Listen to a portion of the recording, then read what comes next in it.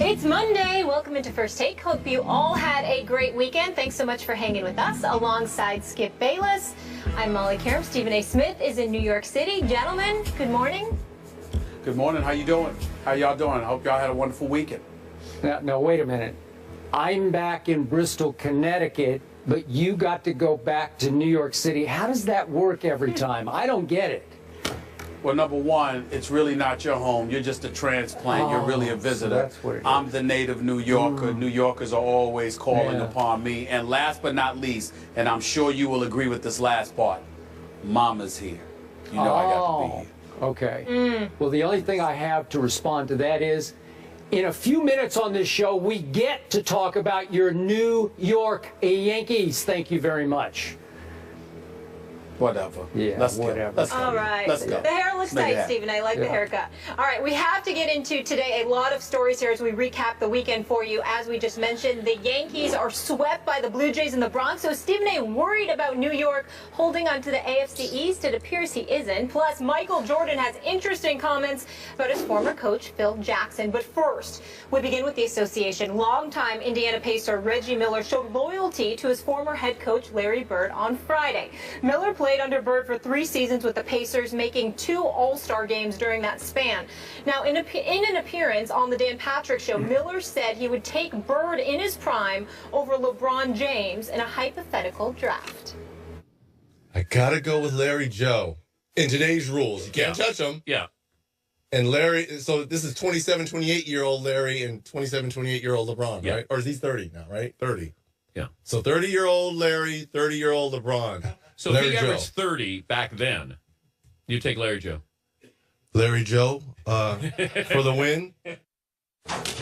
Skip, Reggie would take Bird over LeBron. Do you concur, my friend? Stephen A. Smith, I do concur. But obviously, for the record, Reggie Miller was coached by Larry Bird for 3 years with the Indiana Pacers. So you can argue there was some bias operating there. I can also argue back to him that because Reggie played for Larry Bird, he was forced to study Larry's pro career a little harder, maybe even his Indiana State college career a little harder, to come to a conclusion that he drew. And we know that Reggie Miller's never been shy about having an opinion, and I think that was spoken straight from the heart. I do agree. In a hypothetical draft, that's what they started off with, I'll take it at any age. You can do it at 18 or 22 or 26, 28, or as they finally concluded at age 30. I'm going to take Larry Bird just a little bit over LeBron James. Now, you can argue, oh, LeBron is such a superior athlete, and I will not argue back. But as an all-around basketball player, as a leader, and especially as a clutch shooting difference maker, I'm all about Larry Bird. He was a bad boy. For those of us, those in the audience who are just too young to know, bad boy. Better shooter from LeBron at any distance. Three-point shooting, percentage, whatever you want to do, and especially from the free throw line, where he often led the league in free throw percentage, did Larry Bird. Better rebounder, clearly just a little bigger, had a little more better knack under the basket for acquiring rebounds, a la Dennis Rodman as a below-the-rim 6'9" rebounder. I'll give LeBron a slight edge as an assist man, but only a slight edge because Larry Bird had the passing gift. And then we come to defense. I'll give LeBron a slight edge there, but Larry Bird, as you know, Stephen A., could wreak havoc on defense to the point that he often led LeBron in the steals category. So I'm going to give Larry a slight balancing edge there. Then we get to leadership, intangibles. They spilled over from Larry Bird, as you well know, because you're old enough to have covered him, which is why Larry Bird has 3 rings, lost 2 finals, no shame there, to Magic, Kareem, Worthy, Byron Scott, Michael Cooper, all the rest, Kurt Rambis. LeBron is now 2-4 in finals and would be 1-5 if Ray Allen hadn't made the greatest clutch shot I have ever seen in that fateful Game 6 in Miami that I do not want to discuss any further. And finally, in last year's playoffs, this got swept under the carpet.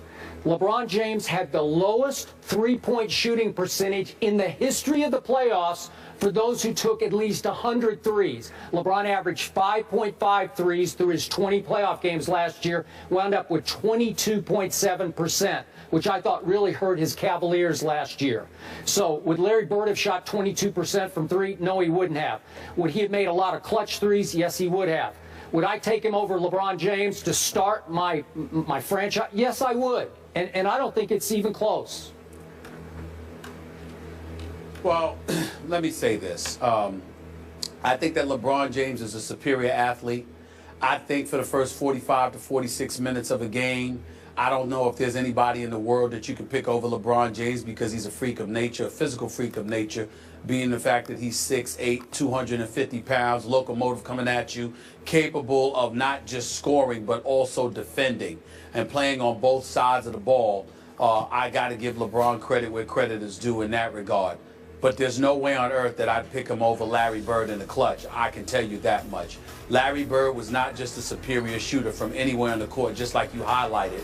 Not only was he a near 90% shooter from the free throw line, which LeBron could never brag about, but also Larry Bird was Mr. Clutch. When the game was on the line, you knew that the ball was going in Larry Bird's hands, and there was little to nothing that you could do to stop him because he was that much of a marksman of the highest order, one of the most lethal marksmen we've ever seen in the game's history. And then there's another intangible that I'm going to throw out there. And again, you don't want to disrespect the greatness of LeBron because he's the greatest player in the world today, and he's been that for quite the last several years. And he's going to be one of the top 10 players in NBA history when all is said and done because he's already there now, and talent-wise, you could say he's top 2. But the reason why I also feel the need to side with my man Reggie Miller is because when that intangible about winning, it is something that LeBron James took years to learn. Even though he just lost an NBA Finals, I don't hold that against him at all. Kevin Love went down, then Kyrie Irving went down, and I firmly believe if those injuries had not taken place, that the Cleveland Cavaliers would be the NBA champions right now instead of the Golden State Warriors. Not to poo-poo them, but they're going to have a lot to prove that they weren't fraudulent this season, considering all the injuries that were in their face, en route to a championship. But when I look at the Cleveland Cavaliers and what LeBron James had to endure, I don't know if anybody could have overcome that, to be quite honest with you. And I just look at it from the standpoint that even though he deserves to be respected and that should not be held against him, what's undeniable, Skip, is that Larry Bird, whatever intangibles LeBron James strived to develop and ultimately did to some degree, but is still working on in terms of its completion, Larry Bird walked into the NBA with that attitude. He walked into the NBA with that gift. And there was an accountability factor that came with being on the floor with Larry Bird because there was a certain level of excellence that was expected, and there was a certain level of dereliction of duty that would not be tolerated. We've seen LeBron James tolerate a lot of things throughout the years, trying to fit in, trying to get along, trying to be that, what he thought a leader was supposed to be. Larry Bird never paid any attention to any of that. He was Larry Bird. And he came in there with a level of greatness coming from Indiana State. And he put the basketball world on notice that he was going to be a legend and he was going to be a winner. And anybody that played with him had damn well better adopt that attitude or they were not going to be wearing the same uniform as him. That was Larry Bird. And we haven't seen that really from LeBron James, to be quite honest with you. So, in terms of leadership, in terms of clutch, in terms of shooting ability, and overall championship credentials, not just trophies, but a mentality, Larry Bird gets the nod over LeBron James. But you still can't dismiss the greatness of LeBron James. I must admit, I am shocked that you're not defending LeBron a little harder because I anticipated you would. I can't. No? Even though the great Mark Jackson said during the playoffs that he's finally gone to the very end of the limb and he can't help himself anymore. And he said at small forward, he's got to go with LeBron over Larry Bird. Well, what I'm saying to you is this. I look at it as two separate categories. If I have a team and I'm talking about building a team around somebody, it's LeBron. If I'm talking about the 82-game regular season schedule, it's LeBron. If I'm talking about the first 45 minutes of a competition, it's LeBron.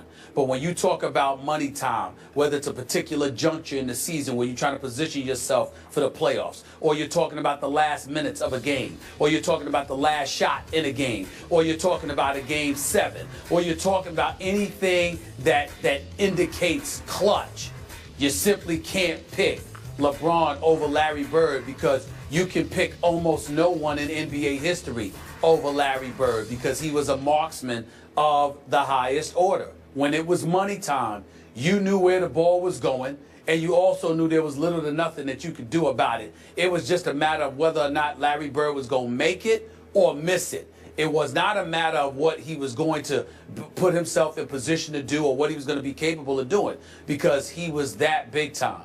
He was Larry Bird. I can't deny that. I appreciate your candor. I'm not sure LeBron and his camp will appreciate your candor, but I do. And I want to throw out that, because they ended their argument or their back and forth between Dan Patrick and Reggie Miller about age 30, which LeBron is now.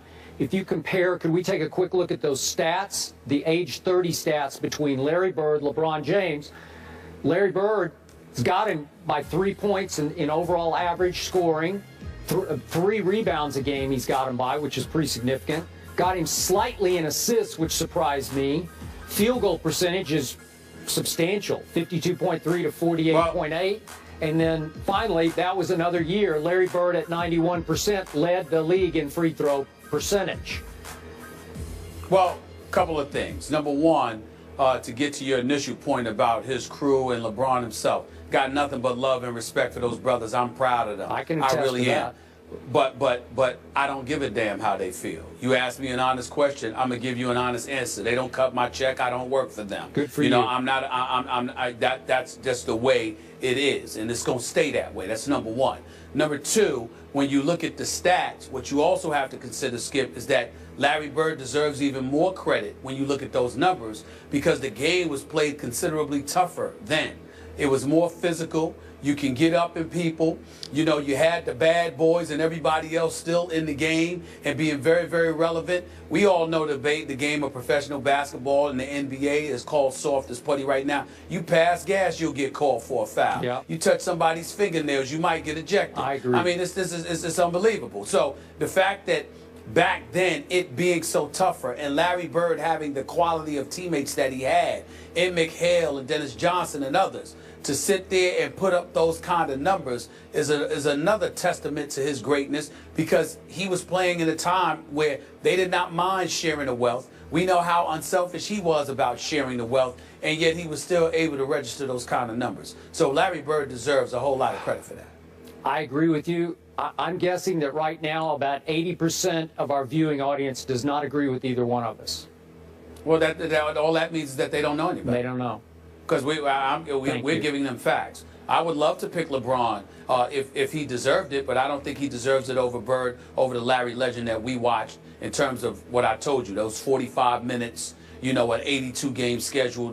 He deserves it in that level, but in terms of clutch, money time, there's no contest. He's not even in Larry Bird's class, clutch-wise. All right. Not even close. We'll truly compare when it's all said and done, because obviously LeBron's career isn't over, but we move